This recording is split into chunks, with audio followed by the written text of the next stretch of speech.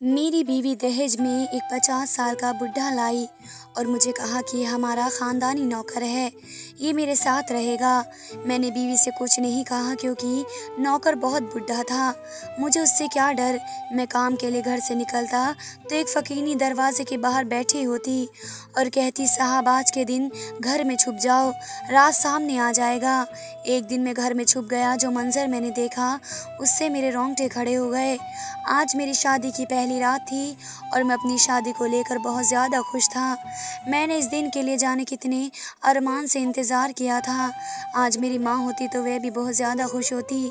मेरी माँ को मेरे सर पर सेहरा सजाने का बहुत शौक़ था, लेकिन अफसोस मैं बहुत जल्दी इस हसरत को लिए इस दुनिया से चली गई, वरना आज अपनी बहू को मेरे पास देखकर सबसे ज़्यादा वही खुश होती।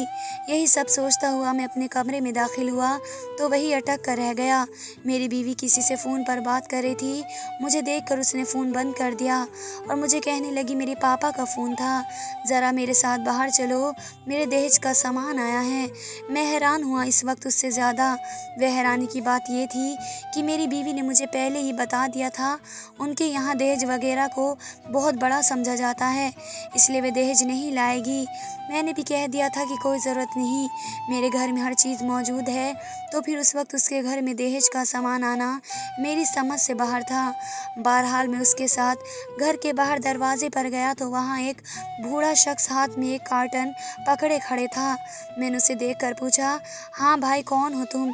जबकि मेरी बीवी उसको देखकर बहुत खुश हो गई। मुझे कहने लगी कि हमारे ख़ानदानी नौकर हैं, उनका नाम बाबा गफ्फार है, उन्होंने ही मुझे पाल पोस कर बड़ा किया है। मेरे पापा ने उनको मेरे दहेज के तौर पर भेजा है।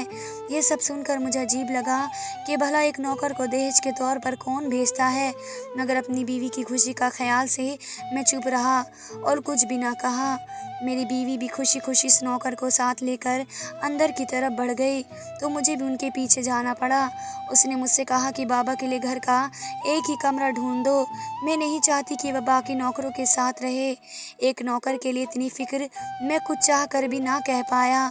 ये शादी मेरी पसंद की थी, मैं अपनी बीवी को बहुत चाहता था, इसलिए उसकी हर गलत और सही बात को मानना मैं अपना फ़र्ज़ समझता था। मैंने उस नौकर के लिए कमरे का इंतज़ाम कर दिया, तब जाकर मेरी बीवी अपने कमरे में वापस आई। अगले दिन सुबह ही सुबह जब मेरी आँख खुली तो मैंने देखा कि मेरी बीवी बिस्तर पर नहीं थी। मैं हैरान होता हुआ बाहर आया तो वह उसी नौकर के साथ किचन में खड़ी हुई नाश्ता बना रही थी। मेरी बहन भी घर में मौजूद थी। मुझे कहने लगी, भाई अपनी बीवी को मना करो कि वह नौकरों से ज़्यादा मिलजुल कर ना रहें। मैंने उसे समझाया कि वह तो एक बूढ़ा शख्स है, मुझे उससे क्या डर, यह तो मेरी बीवी के बाप की जगह है, लिहाजा मेरी बीवी पर शक मत करो। शादी के चंद दिन की छुट्टियां कैसे गुजर गई कुछ पता ही नहीं चला। बहन भी वापस चली गई। इतने दिन में दफ्तर नहीं गया था तो बहुत नुकसान हो गया, इसलिए अब मुझे वापस जाना था। यूँ तो मेरा अपना बिजनेस था, मगर फिर भी ना मैं खुद छुट्टियां करता और ना ही अपने दफ्तर में काम करने वाले को छुट्टियां करने की इजाज़त देता। उस दिन जैसे ही घर में काम के लिए निकला तो मेरी बीवी मुझे कहने लगी, मुझे आपकी बहुत फ़िक्र होती है, इसलिए मैं चाहती हूँ कि आप गफूर बाबा को अपने साथ ले जाएं कि ये दफ्तर में आपके खाने पीने का ध्यान रखेंगे। अपनी बीवी की इतनी फ़िक्र पर मुझे बहुत खुशी हुई, लेकिन मैं उसे अपने साथ नहीं ले जा सकता था। वे शख्स बहुत बूढ़ा था और मेरा ख्याल रखने की बजाय उन्हें अपना ख्याल रखने की ज़रूरत थी। वहाँ जाकर क्या करते, इसलिए मैंने अपनी बीवी की इस बात को मना कर दिया और ये कहा कि फ़िलहाल तुम इन्हें अपनी खिदमत के लिए ही घर में रखो, जब मुझे किसी काम की ज़रूरत होगी तो मैं कह दूँगा। मेरी शादीशुदा ज़िंदगी बहुत अच्छी चल रही थी। शादी को 2 महीने गुजर गए थे और मेरी बीवी बहुत ख्याल रखने वाली थी। उसका वह बूढ़ा नौकर भी अपने काम से काम रखने वाला इंसान था और अब तक मैंने उसे अच्छा ही पाया था। ज़िंदगी में सब कुछ अच्छा ही चल रहा था। एक फ़कीरनी मुझसे टकरा गई और उसे 1-2 बार मैंने अपने घर के आसपास देखा था और वह मुझे देखने में बहुत ही अजीब लग रही थी। मैंने उस पर इतना ज़्यादा ध्यान नहीं दिया और शायद ये मेरी सबसे बड़ी गलती थी, क्योंकि उसी रात मेरे घर में चोरी हो गई। काफ़ी सारा कीमती सामान और वे सारी पेंटिंग जो मैं दूसरे मुल्क से लेकर आया था, वे सब चोरी हो गई। मेरा ध्यान फ़ौरन उस वक्त उस फ़कीरनी पर गया जिसे मैंने अपने घर के आसपास देखा था। मैंने पुलिस को उसके बारे में बताया। पुलिस ने उसको पकड़ा और उसकी जगह पर छापा मारा तो उन्हें वहाँ से कुछ भी नहीं मिला। पुलिस के मुताबिक उस फ़कीर औरत ने चोरी नहीं की थी, मगर मेरा पूरा शक उसी पर था। उस दिन के बाद से तो वे खुद जानबूझकर मेरे सामने आ जाती।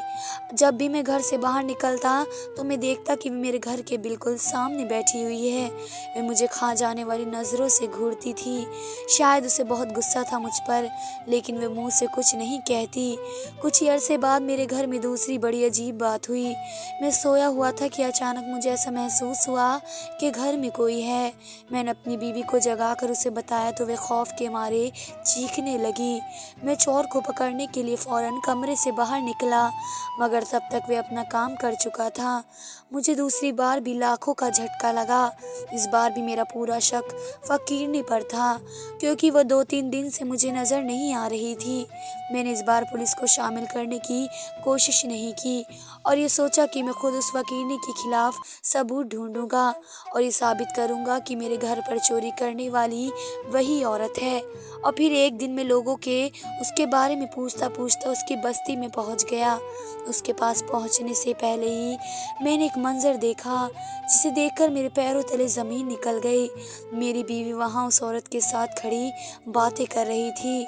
मैं दंग रह गया कि मेरी बीवी यहाँ क्या कर रही है। फिर मैंने देखा कि मेरी बीवी ने उसे कुछ पैसे दिए हैं। ये मंजर देखकर मैं उलझ कर रह गया। मुझे समझ नहीं आ रहा था कि मेरी बीवी उस फ़कीरनी औरत के साथ क्या कर रही है, उससे उसका क्या काम है और उसने उसे पैसे क्यों दिए हैं। मैं दूसरी तरफ से छुपकर उनकी बातें सुनने लगा। मेरी बीवी उसे कह रही थी कि इन पैसों से अपने बेटे का इलाज करवा लेना। वे फ़कीरनी पैसे लेकर उसका शुक्रिया अदा करने लगी और मेरी बीवी वापस चली गई। मुझे उसने कुछ नहीं बताया था कि वे यहाँ आने का इरादा रखती है। उसकी हरकत मुझे समझ नहीं आ रही थी कि उसे यहाँ छुपकर आने की क्या ज़रूरत थी। मुझे अपनी बीवी से अपनी पहली मुलाकात की याद आने लगी। हमारी उस मुलाकात की वजह भी एक फ़कीर ही था।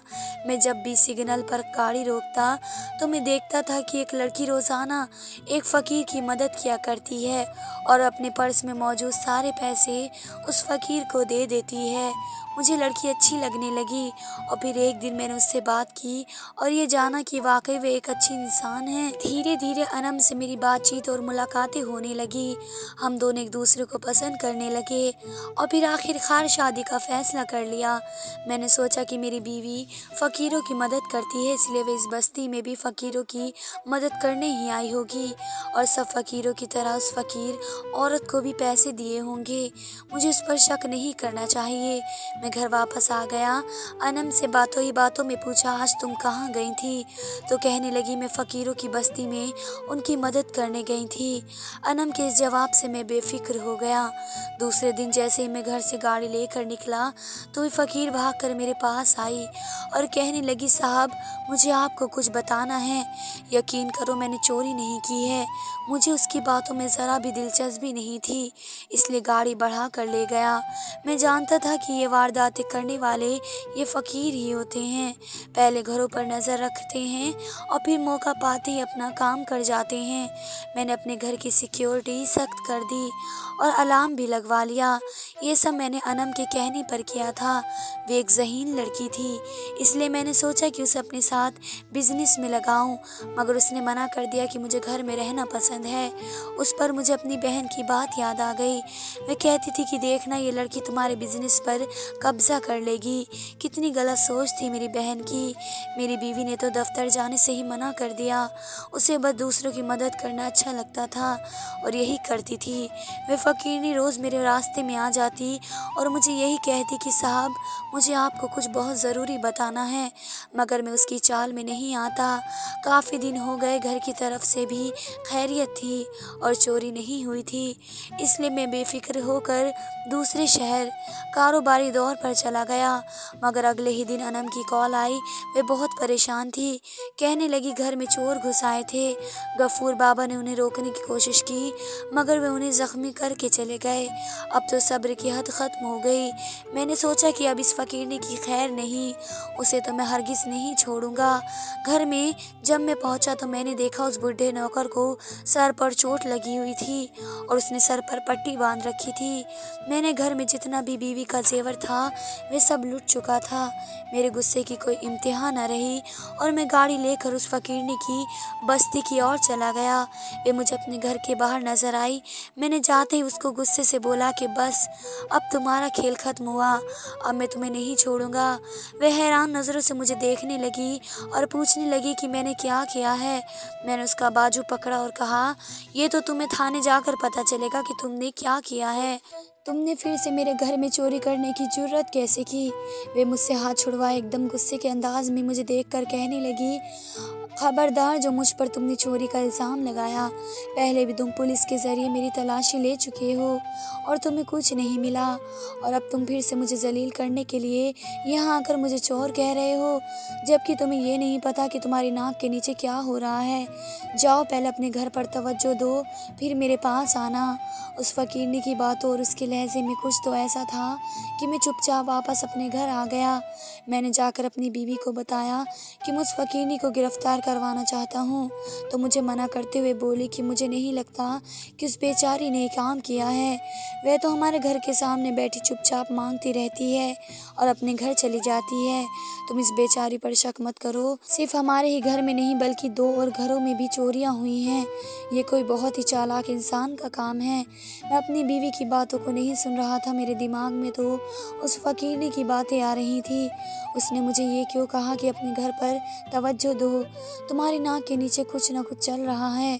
उस घर में ऐसा क्या हो रहा था जो मेरी नज़रों से ओझल है। मेरे घर में 3 नौकर थे, जिसमें एक तो बीवी का नौकर गफूर बाबा थे और बाकी एक सफाई करने वाली नौकर और एक उसका पति जो मालिक का काम करता था। एक घर का चौकीदार था।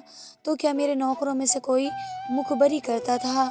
अगर ये हुआ तो उस फकीरनी को इस बात की कैसे खबर हुई? बहुत से सवाल ऐसे थे जिन्होंने मेरा सुकून छीन लिया। उन दिनों दफ्तर के मामलात में भी मुझे बहुत परेशानी का सामना करना पड़ रहा था। ऐसा लग रहा था जैसे हालात मेरे खिलाफ हो गए हैं। किसी ने मेरी नकली साइन करके कंपनी के अकाउंट से एक बड़ी रकम निकालवा ली थी और बावजूद कोशिश के इस फ्रॉड आदमी का पता नहीं चल रहा था जिसने ये हरकत की थी। मैं बहुत टेंशन में था, इसलिए दफ्तर से निकलकर एक रिसोर्ट में चला गया। वेटर को ऑर्डर करवाते हुए मैं एकदम चौंक कर रह गया क्योंकि मैंने वहाँ अनम को देखा। वे किसी के साथ थी जिसकी शक्ल मैं नहीं देख सका। वे दोनों दरवाजे से निकल रहे थे। मैं पीछे भागा मगर तब तक वे गाड़ी में सवार होकर जा चुके थे। मैं हैरान रह गया कि यह अनम है, किसी के साथ घूमती फिर रही है। मैंने उसी वक्त उसको कॉल करके पूछा कि अभी अभी तुम किसी के साथ होटल से बाहर निकली हो। वे हैरानी से कहने लगी कि तुम मुझ पर शक कर रहे हो। मैं तो गफूर बाबा के साथ यहाँ खाना खाने आई थी। आज उसकी सालगिरह है और तुम जानते हो कि मैंने उन्हें कभी नौकरों का दर्जा नहीं दिया, हमेशा अपने बाप के बराबर समझा है। मैं उनकी हर सालगिरह पर उनके साथ यूं ही बाहर खाना खाने आती हूँ। अपनी बीवी की बात सुनकर मेरा दिल डूब गया और मुझे बहुत शर्मिंदगी हुई कि मैंने फिजूल में उस पर शक किया। हालात हर तरफ से इतने ख़राब हो गए थे कि मुझे हर किसी पर शक होने लगा और ख़ुद पर भी यकीन नहीं रहा था। मैंने अपने एक दोस्त को उस फकीरनी की मालूमात इकट्ठी करने पर लगाया हुआ था। उसने मुझे फ़ोन करके कहा कि उस फ़कीर औरत में ऐसा कुछ भी नहीं है जो तुम सोच रहे हो कि वे चोर हो सकती है या फिर किसी गैंग के साथ मिली हुई हो सकती है। उस बेचारी के घर तो दाल रोटी की भीख सी चलती है और उस पर उसका बेटा बीमार है। अगर उसने तुम्हारे घर में चोरी की होती तो क्या उसके पास इतनी रकम न होती कि वह अपने बेटे का इलाज करवा लेती? जिसका मेरा घर होने वाली हरकतों में उस फ़कीर औरत का हाथ नहीं है। मैं ये सोचने लगा कि फिर मेरे घर में ऐसा कैसे हो गया, क्योंकि इस बार तो मैंने अलार्म लगाए थे और सिक्योरिटी भी बहुत सख्त की थी। उसके बावजूद चोरी कैसे हो गई? मेरा अब वापस दफ्तर जाने को दिल नहीं कर रहा था, इसलिए मैंने गाड़ी घर की तरफ मोड़ ली। मेरे घर के बिल्कुल सामने वे फ़कीर औरत मांग रही थी। मैं उसके पास से जैसे ही गुजरा, अचानक वे कहने लगी, आज रात अपने घर में छुप जाना और फिर देखना कि क्या होता है। किसी को भी मत बताना कि तुम आज घर पर हो। तुम्हारे सामने सारी हकीकत खुल कर आ जाएगी। ज़रूर कुछ ऐसा था जो वह फ़कीर औरत जानती थी और मुझे मालूम नहीं था। मैंने उससे पूछने की कोशिश की मगर उसने इतना ही कहा कि मैं तुम्हें इससे ज़्यादा नहीं बता सकती। अब बाकी की खोज तुम्हें खुद करनी होगी। मैंने उसकी बात पर अमल करने का फ़ैसला कर लिया। शाम हुई तो मैंने अपनी बीवी को कहा कि आज रात मुझे किसी ज़रूरी काम से दूसरे शहर जाना है। तुम घर का ख़्याल रखना। मैं घर से बाहर आ गया मगर फिर दीवार कूद कर दोबारा घर के अंदर चला गया। मैं देखना चाहता था कि मेरी गैर मौजूदगी में कैसी चोरी की हरकतें हो रही हैं और मेरे घर का कौन सा नौकर उन सब में शामिल है। मैं ऐसी जगह छुप गया जहाँ से मैं हर किसी पर नज़र रख सकता था मगर कोई मुझे देख नहीं सकता था। 2-3 घंटे ऐसे ही गुजर गए। मुझे लगने लगा कि मैं उस फ़कीरनी की बातों में आकर खुद को बेवकूफ़ बना लिया है। उससे पहले मैं वहाँ से जाता अचानक मुझे किसी के कदमों के चलने की आवाज़ आई। मैंने छुप कर देखा तो एक काली चादर में कोई शख्स मेरे कमरे की तरफ जा रहा था। यकीनन वह चोर था और आज शायद वह मेरे कमरे की तिजोरी खोलने का इरादा रखता था। मैंने उसी वक्त पुलिस को फ़ोन कर दिया। ये सोचा कि जब तक पुलिस आती है मुझे खुद जाकर देखना चाहिए कि कौन है, कि वह जो भी है मेरी बीवी को नुकसान पहुंचा दे। मैंने स्टोर से एक मजबूत सा डंडा तलाश किया और उसे हाथ में लेकर अपने कमरे की तरफ चल दिया। उससे पहले मैं अपने कमरे की तरफ पहुंचता मैंने देखा मेरे कमरे का दरवाज़ा खुला हुआ है और 2 साए तेजी से कमरे से निकलकर बाहर की तरफ बढ़े। उनके हाथों में बैग थे। मैं एकदम बौखला गया।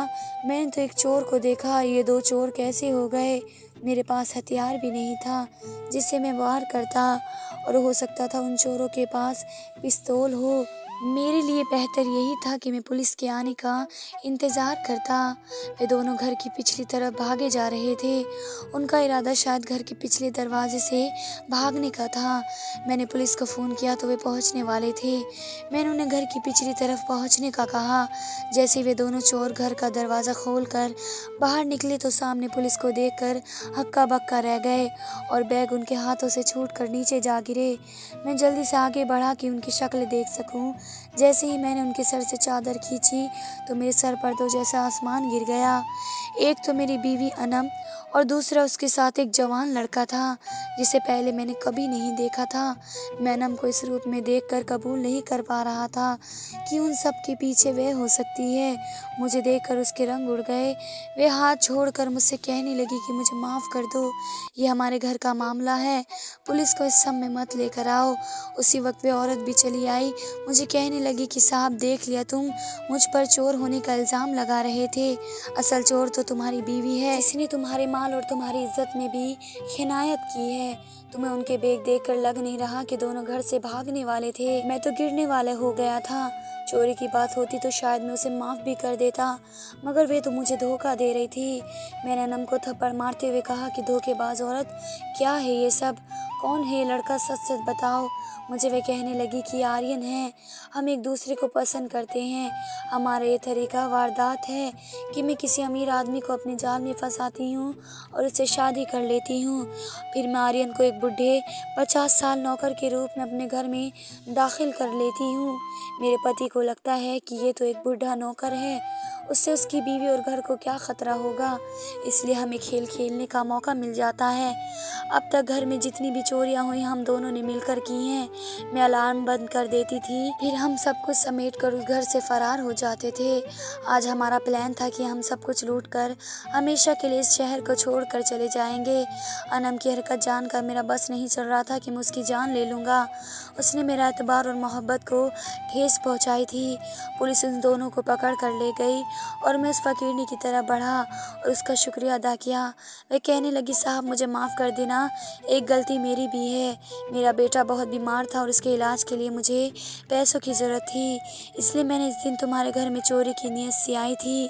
लेकिन मैंने देखा कि तुम्हारी बीवी अपने आशिक के साथ मिलकर पहले ही घर का सफाया कर रही है।